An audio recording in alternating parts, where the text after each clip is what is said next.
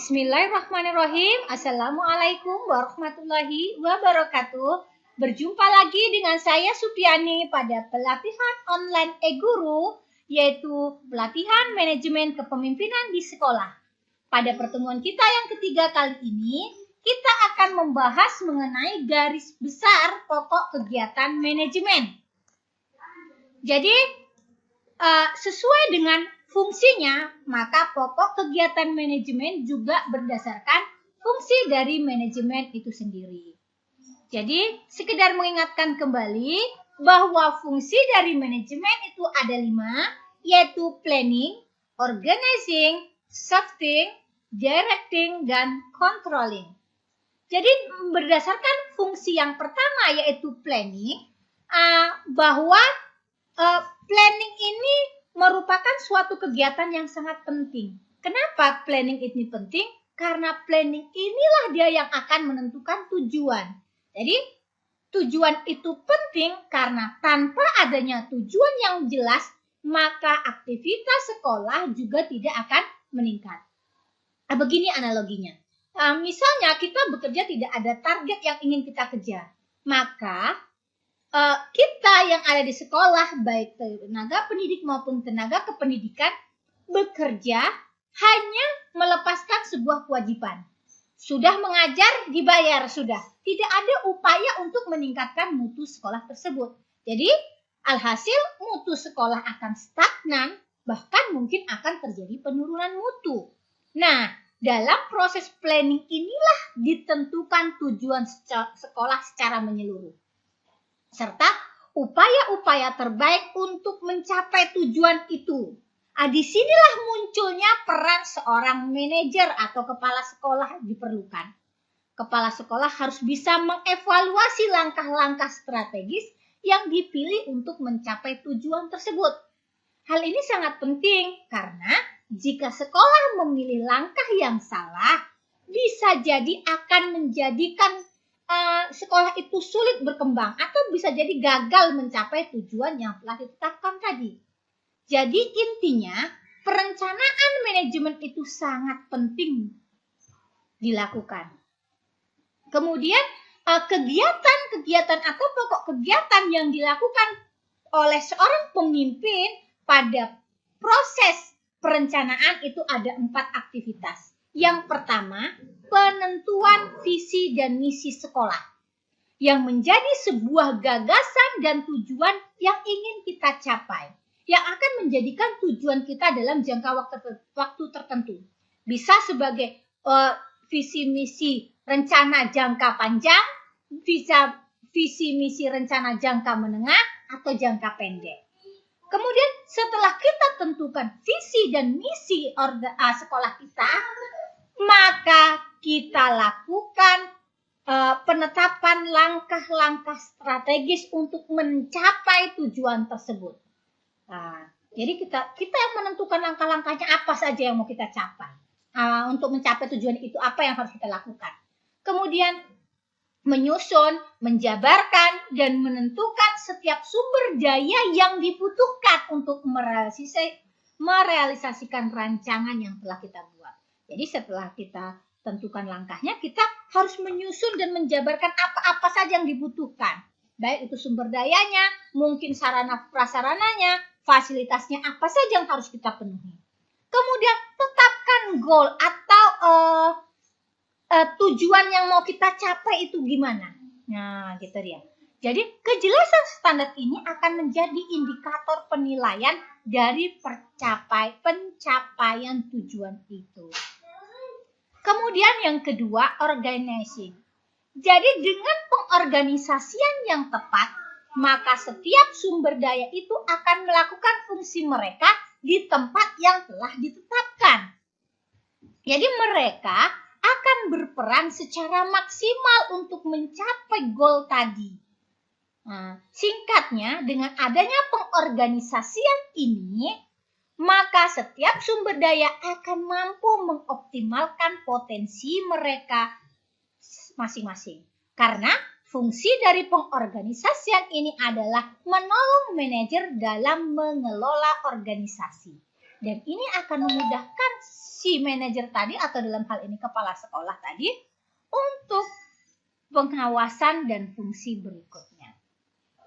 Jadi ada 4 aktivitas pada proses pengorganisasian. Yang pertama menyusun, mengadakan, dan mengalokasikan sumber daya yang diperuntukkan menurut peran dan tugas serta prosedur yang harus dilakukan sesuai kebutuhan. Kemudian penetapan secara jelas struktur organisasi dan mendefinisikan serta kewajiban dari setiap bagian secara jelas agar tidak tumpang tindih. Kemudian perekrutan karyawan baru misalnya jika dibutuhkan sesuai dengan prosedur dan standar yang diinginkan. Baru mengakomodasi setiap tenaga kerja dengan setiap posisi yang tepat sesuai kemampuan sehingga mereka akan bekerja secara optimal. Jadi inti dari organizing ini ya setidaknya kita mengatur bagian SDM-nya lah seperti itu. Jadi kita harus susun mereka, tempatkan mereka dengan bidang mereka yang sudah sesuai. Mana yang kesiswaan memang yang tupoksinya sesuai dengan kemampuannya, mana yang bagian humas, mana yang bagian kesiswaan, perbagian ke kurikulumnya bagaimana, itu harus. Dan kita harus bisa melihat kalau memang kita butuh tenaga baru, ya kita rekrut yang baru sesuai dengan standar yang ada. Kemudian kita lanjut ke tugas pokok atau pokok kegiatan manajemen yang ketiga, yaitu staffing. Jadi fungsi dari staffing ini perencanaan SDM. Jika ada kurang kita rekrutmen, kemudian lakukan seleksi, dan lain sebagainya. Kemudian tidak jauh berbeda dengan organizing, kalau staffing ini agak sedikit lebih luas. Karena kalau organizing itu hanya memanage sumber daya manusia, sedangkan staffing lebih ke sumber daya secara umum. Misalnya penginventarisan barang-barang. Staffing ini sebenarnya tidak jauh berbeda dengan organizing, tapi intinya staffing adalah menempatkan orang di tempat yang tepat. Itulah tadi. Jadi, tetapi staffing ini tidak melulu soal tenaga kerja saja. Bisa saja staffing ini mengatur peralatan, inventaris barang, dan lain sebagainya.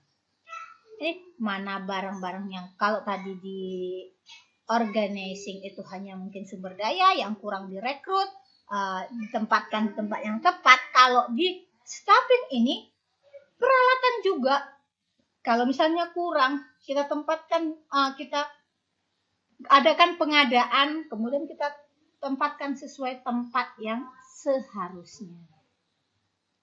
Kemudian kegiatan yang keempat itu adalah pengarahan. Sesuai dengan fungsi pengarahan ini bertujuan untuk meningkatkan keefisien dan keefektifan dari kinerja setiap bagian. Jadi, proses pengarahan memerlukan seorang pemimpin atau manajer yang mumpuni, yang mampu mengayomi serta memberikan solusi dari setiap permasalahan yang terjadi dari tubuh organisasi. Ada beberapa aktivitas yang dilakukan pada fungsi pengarahan. Yang pertama, menerapkan dan mengimplementasi pada proses pengarahan, proses kepemimpinan, pembimbingan serta motivasi kepada para pekerja supaya dapat bekerja dengan nyaman, baik, dan tentunya maksimal, sehingga mampu mencapai target yang telah ditetapkan oleh sekolah. Memberikan tugas beserta penjelasannya secara rutin, berhubungan dengan pekerjaan. Kemudian yang ketiga, menjelaskan tentang semua kebijakan yang telah berlaku dan ditetapkan. Di luar itu, fungsi directing di manajemen juga memerlukan seorang pemimpin atau manajer yang mumpuni.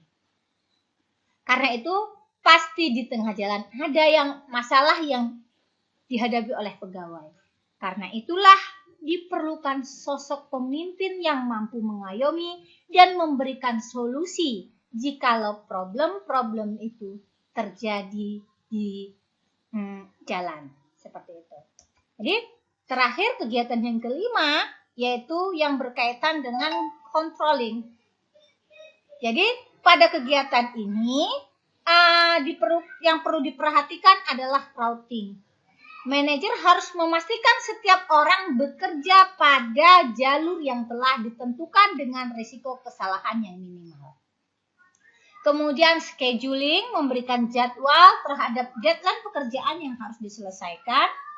Defecting, manajer harus bisa memberikan perintah dan dorongan terhadap yang dipimpinnya supaya bisa menjalankan pekerjaannya dengan benar dan tepat waktu. Kemudian ada follow up. Jadi pemimpin juga harus aktif memberikan evaluasi berkala, memberikan solusi jika terjadi deadlock terhadap pekerjaan yang dilakukan bawahannya. Hal ini dilakukan supaya meminimalisir kesalahan.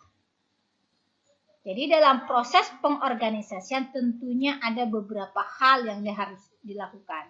Yang pertama, mengalokasikan sumber daya yang ada serta menyusun menurut tugasnya masing-masing serta menerapkan prosedur yang harus dilakukan serta dibutuhkan. Menetapkan dengan jelas garis struktur organisasi serta mendefinisikan hak dan kewajiban dengan jelas. Merekrut karyawan baru dengan standar yang telah ditetapkan, penetapan tenaga kerja pada posisi yang tepat dan pas untuk memaksimalkan potensi yang ada. Demikianlah pertemuan kita yang ketiga malam hari ini. Kurang lebih saya mohon maaf. Bila ada pertanyaan kita sambung di grup Telegram. Saya akhiri. Wabillahi taufiq wal hidayah. Wassalamualaikum warahmatullahi wabarakatuh.